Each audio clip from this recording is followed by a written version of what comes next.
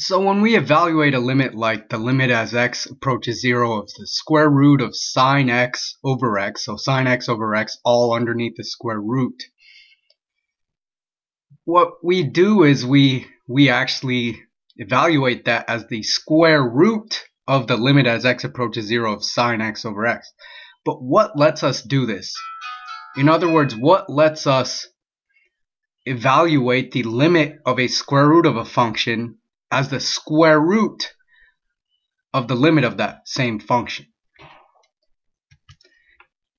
And the answer is that g of x equals square root of x is continuous at this limiting value of sine of x, at the limit as x approaches 0 of sine x over x. And we know that limit equals 1, so in other words, g of x equals square root of x is continuous at x equals 1. So I should have said at x equals this limit. Or I guess I could say alternatively at L equals this limit. So it's the fact that g of x is continuous at this limit L. That is what enables us to write this. So what does that mean? What is the fact that g of x is continuous at this limit L mean? Well, it means that the limit as x approaches L of g of x is equal to the function g evaluated at L. So in this specific case, the limit as x approaches 1, because remember the limit of as x approaches 0 of sine x over x is 1, and we set that equal to L, so L is 1 here. So the limit as x approaches 1 of the square root of x is equal to the square root of x evaluated at 1. So is equal to, we can say, the square root of 1. And this is what the continuity of g of x at x equals L implies. It implies this particular statement here. So back to this composition, square root of sine of x over x. Or back to this function. Let's call it f of x. Say f of x equals the square root of sine of x over x. This is the same thing as saying, well, first we're going to take x and we're going to apply sine of x divided by x. And then we're going to take that result and apply the square root function to that result. So first we're going to apply to x. We're going to apply sine of x over x. We're going to apply this function h. And then to the result spat out by the function h, we are going to apply this function g. G of x equals the square root of x. So in other words, f of x equals the square root of sine of x over x. Remember, this is all underneath the square root, is equal to this function g applied to the result of h. And we read this as g of h of x. And remember, we were interested in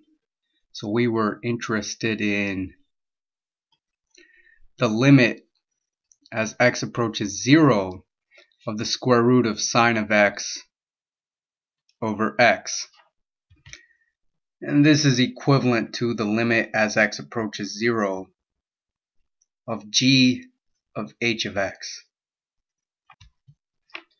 So we said that we were able to turn the limit as x approaches 0 of the square root of sine of x over x. Again, this is just the limit as x approaches 0 of g of h of x, because h of x is sine of x over x, and g of x is the square root of x. We said we were able to turn that into the square root of the limit as x approaches 0 sine of x over x. And again, that is this g function, the square root function, applied to the limit of h of x, because g of x is continuous at this limit of h of x. So another way of saying this is that when you have the composition of an outer function and an inner function like g of h of x, and you are interested in finding the limit as x tends to a certain number, if that outer function is continuous at the limit of the inner function, so the inner function is h of x here, then you can apply the outer function to the limit of the inner function. So when you're interested in finding the limit of a composition of two functions, an outer and an inner, you can apply, provided the outer function is continuous at the limit of the inner function, you can apply the outer function to that limit. So in general, if the function f of x is the composition of functions g and h of x, with g being the outer and h being the inner function,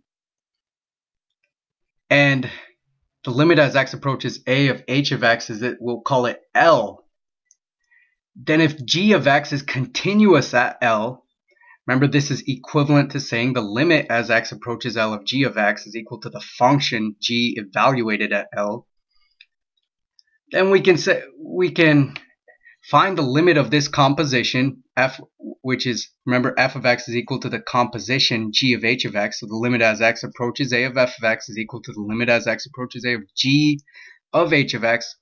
We can evaluate that as this outer function g applied to this limit as x approaches a of the inner function, which remember we called L here. And that's exactly what we did in the example presented in the beginning of the in the beginning of this video.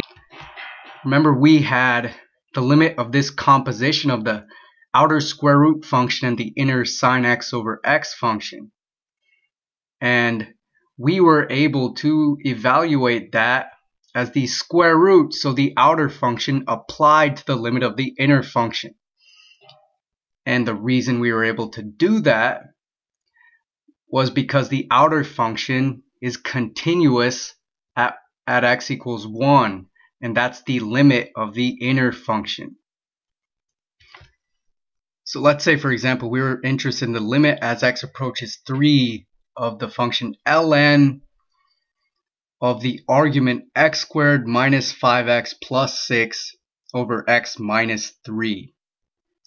Well, we know this function here is a composition g of h of x, where h of x is the inner function x squared minus 5x plus 6 over x minus 3. And g of x is the outer function ln of x. So what's the limit of this inner function h of x as x approaches 3? Well, we factor the numerator into x minus 3 and x plus 2, and we can cancel the x plus 3 in the numerator and denominator, because remember, we're interested in the limit as x approaches 3, not right at 3. So we see that we can cancel numerator and denominator. Now we can plug in 3, and we see that this limit is 5. And then we ask ourselves, well, is g of x continuous? Is g of x continuous at 5? So is ln of x continuous at 5? Well, ln of x is continuous at 5. Remember, ln is continuous wherever it's defined, and it certainly is defined at x equals 5. It's defined for all positive values of x. So what can we do here? This will enable us to write this as ln of the limit of this inner function, which is x squared minus 5x plus 6 over x minus 3. Oops. Now note that this inner function x squared minus 5x plus 6 over x minus 3 need not be continuous at the limit we're interested at the limiting value. So it need not be continuous at x equals 3, and in this case it's not. Right? There's actually a hole at x equals 3. The only requirement is that the outer ln function is continuous at the limit of the inner function. So The limit of the inner function as x approaches 3 is 5. The ln has to be continuous at 5 in order for us to write this composition, the limit of this composition as the outer applied to the limit of the inner. The inner function need not be continuous at the value that x is approaching.